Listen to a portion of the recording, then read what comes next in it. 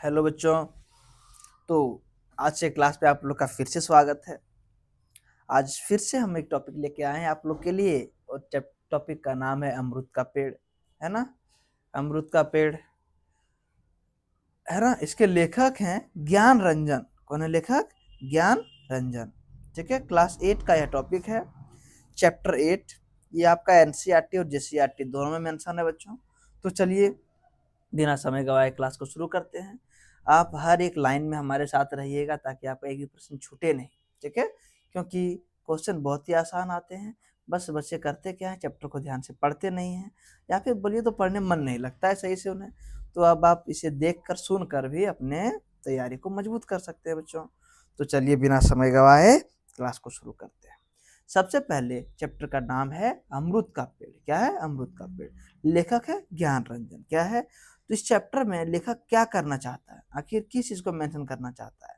तो लेखक इसमें अपनी पुरानी पीढ़ी के द्वारा जो माने जा रहे अंधविश्वास को दूर करने का प्रयास कर रहा है, कि हमारे समाज में जो अंधविश्वास चला आ रहा है उसे दूर करने की कोशिश कर रहा है बच्चों। ठीक है, लेखक के बारे में कुछ जानकारी प्राप्त कर लेते हैं, तो मेरा बातों पे ध्यान दीजिएगा। ठीक है, तो लेखक का नाम ज्ञान रंजन है, जिनका जन्म 21 नवंबर 1931।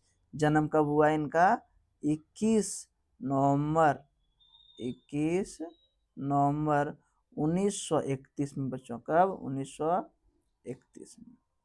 ठीक, कहाँ हुआ है? तो अकोला महाराष्ट्र में। कहाँ पे?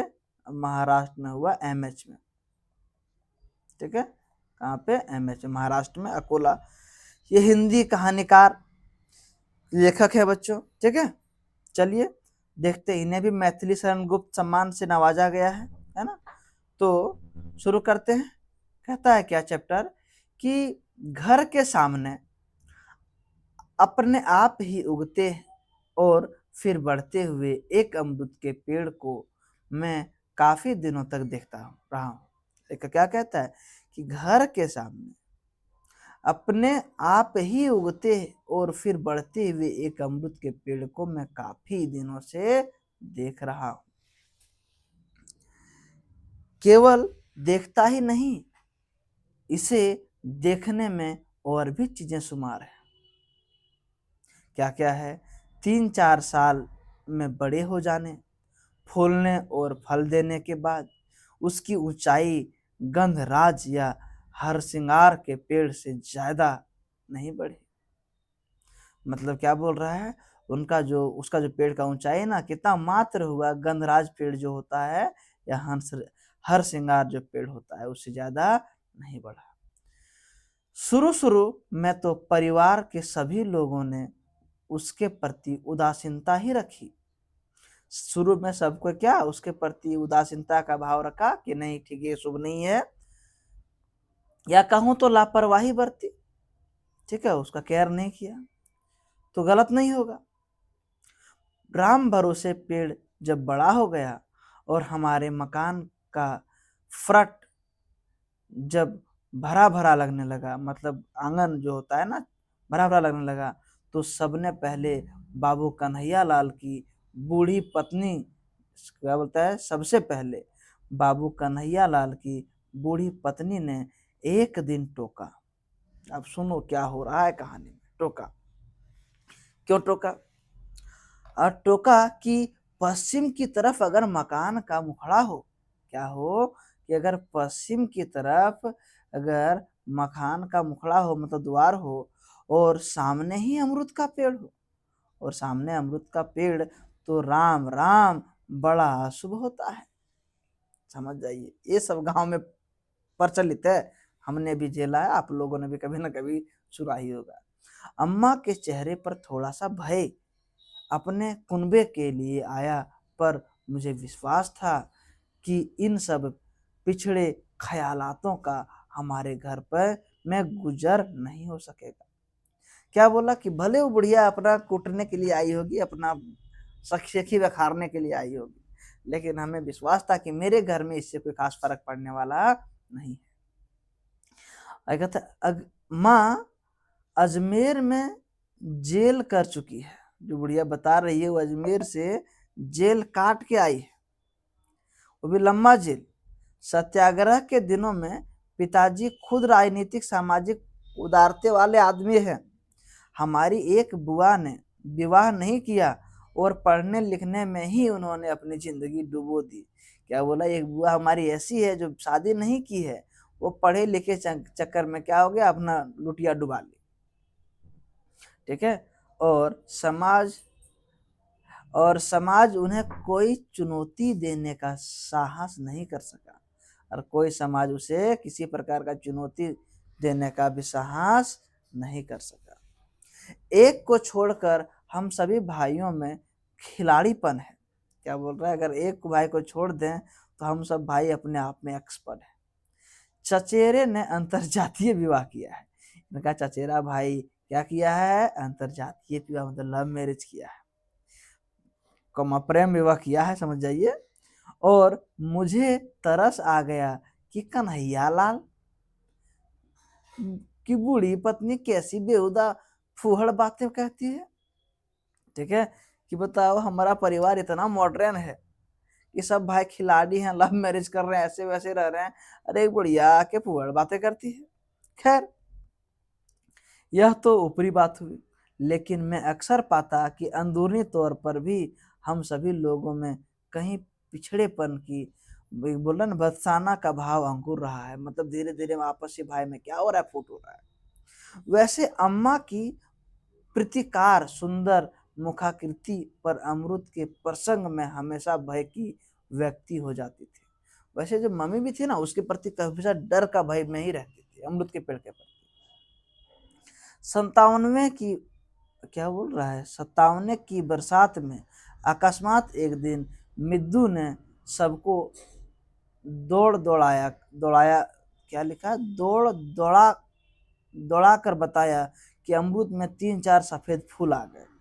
ठीक है, बोलता है 57वें की बरसात है या सावन की बरसात है, कुछ मिस्टीरियर लग रहा है। ठीक है, अचानक मिद्दू जो है वो दौड़ते दौड़ते आता है और क्या बोलता है, अरे अरे अमरूद का पेड़ में 3-4 को सफेद फूल आ गया है।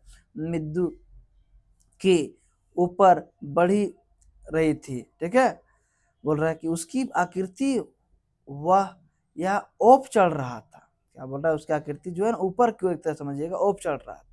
अमृत बढ़ने में कहीं उसने अपने विकास की कौन सी या फिर किसी संतुष्टि अनुभवी हुई होगी। क्या बोला कि हो सकता है कि पेड़ जो तो अपना डेवलपमेंट कंप्लीट कर लिया, संतुष्ट हो गया होगा। वह खुश थी, क्यों, क्योंकि बरामदे में खिड़की पर तेज बारिश में हम लोग छोटे से पप्पू को खड़ा कर यह बताते हैं कि वह देखो पप्पू बेटे अमरूद का फूल। अब क्या है कि सबके पास बहाना मिल गया कि ये देखो बेटा अमरूद का फूल, ये देखो बेटा फूल, अमरूद का फूल। मैं सोचता कि कहीं पानी के झोंक में नरम फूल टूट ना जाए। लेकिन क्या सोच रहा है कि कहीं ऐसा ना हो कि पानी का तेज बूंदें उस फूल को तोड़ ना दे। बहुत तेरे फूल टूटे थे, ढेर सारे फूल टूट भी गए थे, लेकिन उनकी जगह पर नए फूल आते गए। फिर जल्द ही बीती जाने वाली सुखद दिनों में छोटे छोटे अमरूद में बदल गए। ये सारे फूल धीरे धीरे कैसे हो गए, अमरूद में बदल गए। मुझे लगा कि हमारे घर के सामने यह अमरूद हमारी जिंदगी का एक घरेलू हिस्सेदार होता जा रहा है, मतलब पार्ट्स ऑफ लाइफ बनता जा रहा है। घोष बाबू के माली ने माँ को बताया कि पहली फसल के फल तोड़कर फेंक देने से दूसरी बारी में फल खूब और अच्छे आते हैं। क्या बोला कि अगर पहला जो फल होगा अमृत का उसको तोड़ के फेंक दो तो दूसरे बार ला और बढ़िया आएगा। बोलता है अमरूद और नींबू के साथ बात खास लागू होती है। वो यह बोल दिया कि अमृता मुया जो रहे ज्यादा लागू होता है। माँ ने विजय से कहकर, विजय भाई है उसका, अमरूद की पहली फसल बड़ी दिलचस्पी से पूरी बाढ़ के पहले, है ना, तुड़वा कर फेंकवा दी। मतलब जब तो पूरा डेवलप होता है उससे पहले फेंकवा दी। यह बात आसानी से महसूस की जा सकती थी कि माँ में विराट मातृत्व है। ठीक है, कि माँ में कैसा है, एक मातृ का गुण है। वह भविष्य के लिए प्रतीक्षा कर सकती है, उसी तरह जैसे हर माँ अपनी संतान के लिए दीर्घ प्रतीक्षा करती है, उसी प्रकार जिस तरह ये हर माँ अपने बच्चे के लिए प्रतीक्षा करती है। और फिर भी उसको अपना स्वप्न अधूरा लगता है। जो भी हो, मुझे प्रसन्नता हुई कि अपशकुनी विश्वासों की जहरीली छाया हमारे कोमल मीठे अमृत तरु पर नहीं पड़ी, वरना वो बुढ़िया का अगर बात मान लेते तो या तो पेड़ को हटाना पड़ता या तो दरवाजा को बदलना पड़ता। ठीक है, बोलता है तोते का पिंजरा सुबह दरवाजे खुलने के साथ ही अमृत की एक छोटी सी टहनी पर टांगे जाने लगा। अब तोता का पिंजरा अमृत के छम टांगे था, अमृत तो खाता था। वह दोपहरी पर उस पर टांगा रहता और दोपहर तक टांगले रहता था। चुन्नू, मिद्दू और पप्पू ने फुर्ती से नाजुक फुगनियों तक चढ़ने की माहिरी इसी पेड़ से प्राप्त की, जो लटक के फट से पेड़ पर चढ़ जाना। दशहरा, दिवाली, तीज त्योहार पर दीदी की जीभ जब सूरन खाने की ललचाती तो अमरूद की पत्तियों को सूरन पकाकर स्वादिष्ट बनने वाले, ठीक है, बनाने वाली जरूरत की पूर्ति भी वह पेड़ कर देती। कुछ पकाना आता तो पत्ते में लपेट के पका लेते। कहते कि अमरूद की पत्तियों में सूरन को पकाने से सूरन गले की काटता नहीं, कि उसको सूरन पकाएंगे तो गला में छिलता नहीं। लगा था कि अमरूद का पेड़ जो ही हमारी एक बड़ी सुविधा है, या हमारी अंदर आत्मीयता का निरंतर धनिक बनाने वाला कोष है, कि यह जरूर हमें अच्छा लग रहा है, हमारे परिवार के अंग है, हमारे आत्मा से जुड़ चुका था। दूसरे बरस में जाड़े में पेड़ खूब लदा फदा, खूब अमरूद का फल आ गया। अमरूद गोल छोटे मगर ललछर चित्तियों वाली जात के थे। ठीक है, एक होता है बढ़िया जात वाला अमरूद।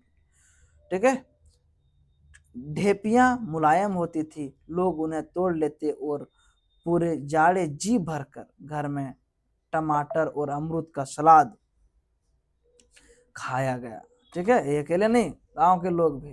ठीक है, सुग्गे के लिए कई महीने खूब पके अमरूद उपलब्ध होते। अब सुगा लोग भी, तोता लोग भी खूब खाते। बाहर के मेहमान हमारे घर के अमरूद में इलाहाबाद के अमरूद की प्रसिद्धि की इत्मीनान करते हैं, मतलब तारीफ करते हैं। इलाहाबाद में ये रंग अमरूद चलता है, यहाँ मिल गया, मजा आ गया। यह बात मुझे बहुत रोमांचित करती कि हमारे घर के निकटतम संबंधियों के यहाँ नई पीढ़ी काफी अनुपात में आधुनिक हो चली है। ठीक है, अब धीरे धीरे पता चला कि आज भी हमारा पीढ़ी डेवलप धीरे धीरे हो रहा है। मुझे मन स्थितियों और वातावरण की इस तब्दीली का अध्ययन बड़ा सुखद लगा। जब देखा लोग में मोटिवेशन आ रहा है, बदलाव आ रहा है, तो अच्छा लगा, है ना। समझिएगा, हमने दृष्टिकोण की उदारता परिलक्षित होती और यहाँ होगा हमारे कि किसी भी घटना या आकस्मिकता या एक संपूर्ण परिस्थिति को हम लोग अनहोनी नहीं मानते थे। अगर कुछ अचानक कुछ घटना घट जाता तो उसको हम लोग अनहोनी नहीं मानते थे। जीवन में सब सहज है, सब संभव है। अमृत की छाया में बीते की कुर्सियां पर बैठे चर्चाएं करके हम 3-4 भाई बहन मैं अपने उम्र का फर्क को दोस्ताना हरकतों में भर दिया। बोले जो भी भाई बहन थे सब अंगना में बैठ के पेड़ के नीचे और चर्चा करते, और जो भाई का रिश्ता था वो दोस्ती बदल दिए थे। प्राय बैठकर नए नए विषयों को कुरेद कर, कभी ताप उगरता तो कभी वशीभूत होकर भी बातचीत करना। मतलब क्या बोला, कुछ कुछ टॉपिक ऐसा था, लड़ जाते, कहीं प्रेम से बात करते, हर तरह का बातें हुआ करता था। तेजी से हम लोगों के मनोरंजन और दैनिक निर्वाह का एक अंग होता जा रहा था। मतलब पेड़ जो है ना, वो मनोरंजन का पार्ट का लाइफ हो रहा था। मैंने महसूस किया कि घर के बुजुर्ग के बारे में हम लोग अक्सर तुर्स भी हो उठते थे, मतलब उतावले हो उठते थे बात करने के लिए। लेकिन हमें इस बात की निश्चिंता थी कि ऐसा होने से अवांछनीय कुछ भी नहीं है। हमें यही पता है ऐसा बात करने से ऐसा कुछ होता तो कोई गलत नहीं है, अपितु यह अच्छी बात है कि नई चीजें यूं ही बनती है। जैसे अमरूद का पेड़ हम लोगों के बीच अपशकुन के आरोप को नष्ट करता हुआ धीरे धीरे बना और पूरे परिवार का एक खूबसूरत हिस्सा बन गया। जिससे क्या बोल रहा है, अंधविश्वास कैसे दूर हुआ? जब लोगों ने, गांव वालों ने, बुढ़िया ने कहा पर नहीं हटाया, इससे कोई फर्क नहीं पड़ा, तो धीरे धीरे लोग में क्या हुआ, ये भ्रम दूर हुआ। अमरूद फलता फूलता रहा और अब पप्पू ने एक निहायत छोटा सा झूला भी उस पर डाल दिया। पप्पू की किया, गछा का डाल पे रस्सी बांध दिया, झूला झूलने लगा। इधर हम भाई लोग धीरे धीरे अलग अलग शहरों में भूगोल में जुदा तरीकों से नौकरी के लिए बंटने लगे, काम के लिए जाने लगे। यह कोई असामान्य बात नहीं थी, सिवाय इसके कि घर से अलग होने में थोड़ा बहुत मानसिक क्लेश सबको होता था, तो तकलीफ होता था घर छोड़ने में। जिस दिन मैं नौकरी पर जा रहा था, माँ रो रही थी, इसलिए मैं शीघ्र घर छोड़कर निकल जाने को तत्पर था। जामुन पुल पर डूबी हुई सांझे में नदी पर भी भरी मन गुजरते थे। वहां से निकलता और जामुन का जो पेड़ है उधर जाके सांझ के बेला में बैठता और समय गुजारता था। सबसे ज्यादा माँ और अमरूद के पेड़ याद आती थी। लेखा कौन आता था? माँ और अमरूद का पेड़। माँ की याद इसलिए क्योंकि वह दुर्बल है। क्यों माँ का याद आता था? कि वह दुर्बल है और हम लोगों को मन न समझ पाकर क्रमशः जड़ हो जाती जा रही थी कि वो गुस्सा होती कि छोड़ के चल गए ऐसे वैसे।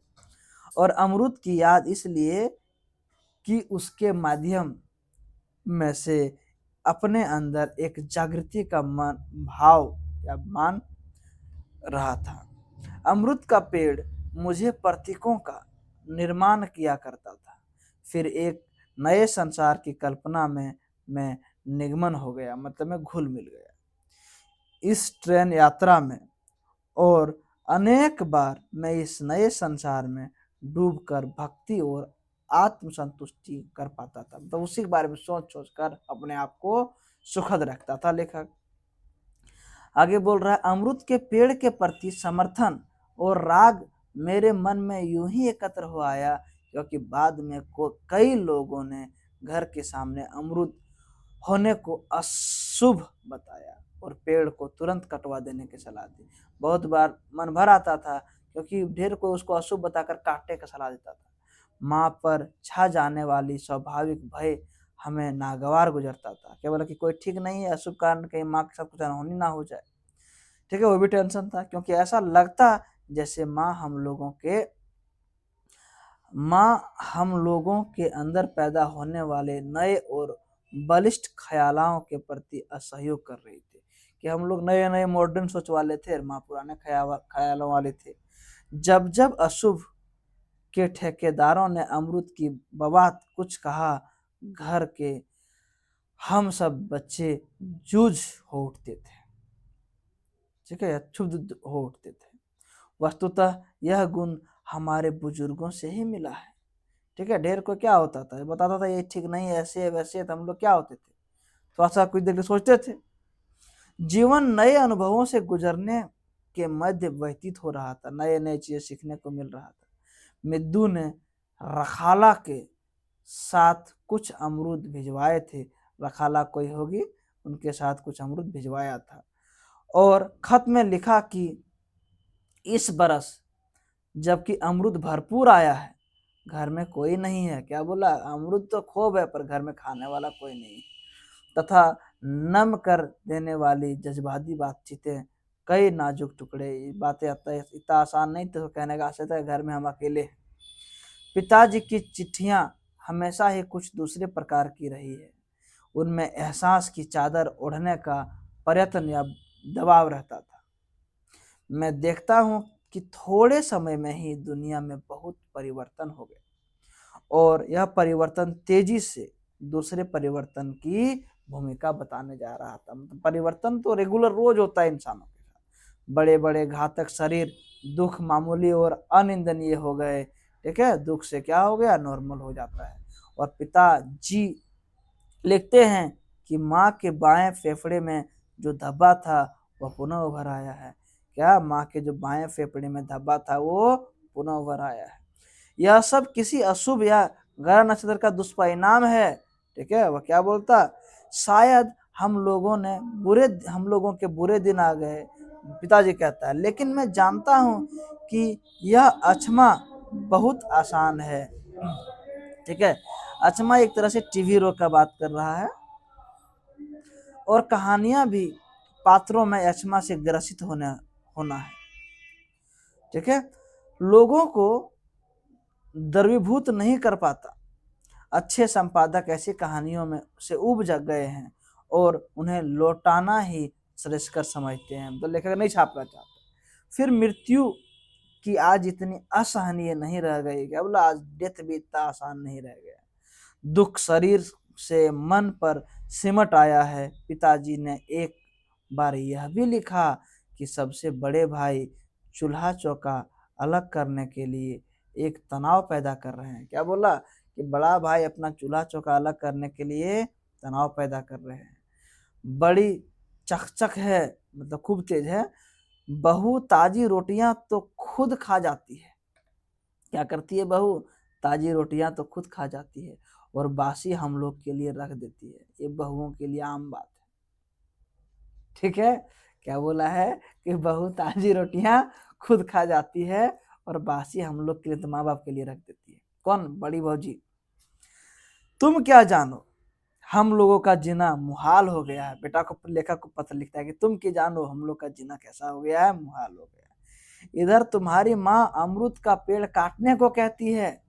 सब लोग इसे अशुभ बता रहे हैं। क्या बोलता है, मैया अमरूद का अच्छा काटेल बोल रही है। आदि आदि तरह के दुखद प्रसंग थे। हालांकि मैंने अमरूद न काटने की अपनी बात पर जी जोर देने वाली चिट्ठी माँ को लिख दी कि अच्छा ना काटिए। राखाल हमारे पेड़ के, क्या बोलता है, राखाल जो है हमारे पेड़ के जो अमरूद लाया था वे बाजारू अमरूदों से सुंदर और भिन्न होकर भी स्वादिष्ट थे। अमरूद की और दोस्तों के बीच अच्छा समय गुजरते हुए किंचित भावुक हो गया। क्या बोलता, मुझे दोस्तों को दिया, बातें हुआ तो भावुक हो गए थे। मुझे वे दिन याद आने लगे जब छोटे छोटे थे और सुबह दिन दोपहरी दूसरे बगलों में चार दीवारियां कूदकर अमरूद की चोरी किया करते थे। ये अपना बचपन का बात बता रहा है। पकड़े जाने पर बुरी तरह गिड़गिड़ाया करते थे कि छोड़ दीजिए ऐसे वैसे। आज हमारे घर में भी अमरूद का पेड़ है। एक अजीब सा गौरव था यह कि जिनके घर में अमरूद नहीं होंगे वे बच्चे ईर्ष्यालु हो गए होंगे। हमारी चार दीवारियां कूदते होंगे। अमरूद के पेड़ की वजह से रफ्ता रफ्ता पप्पू के बहुत से नन्हे मुन्ने दोस्त हो गए होंगे। अमरूद के लिए लालच से दोस्ती कर लिया होगा, ऐसा अम्मा ने लिखा था। और भौजाई से उसे इस बात की बहुत डांट पड़ती थी। ठीक है बच्चों, आगे अब कुछ ही बचा है थोड़ा सा और, कि वह क्यों अपनी तबीयत का राजा हो गई है, क्योंकि भाभी अपने मन का करती थी। जिसे चाहे अमरूद लुटा देती थी। अपने इस अमरूद का पेड़ का संबंध कभी कभार पेशनेबुल ढंग से भी सोचा गया हूँ। मतलब क्या बोलते हैं, पारिवारिक ढंग से। कभी तो होटलों के लॉन में लगे बैठने वाले को सुखद छाह देते हुए।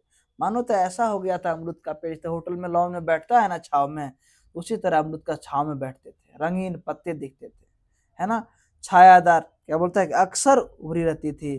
ठीक है, हमारी अमरूद का पेड़ एक हरा छाता जैसा था, एक डंगरा सा फलता फूलता पेड़ जिसमें अनुपाहीनता डाले नहीं बल्कि संवार पाना था, कि उसे नेगेटिव नहीं पॉजिटिव लेकर सोचना है। जब घर जाने को पहली छुट्टी मिली, लेखक को पहला छुट्टी मिला, तब बेहद आतुर हो गया।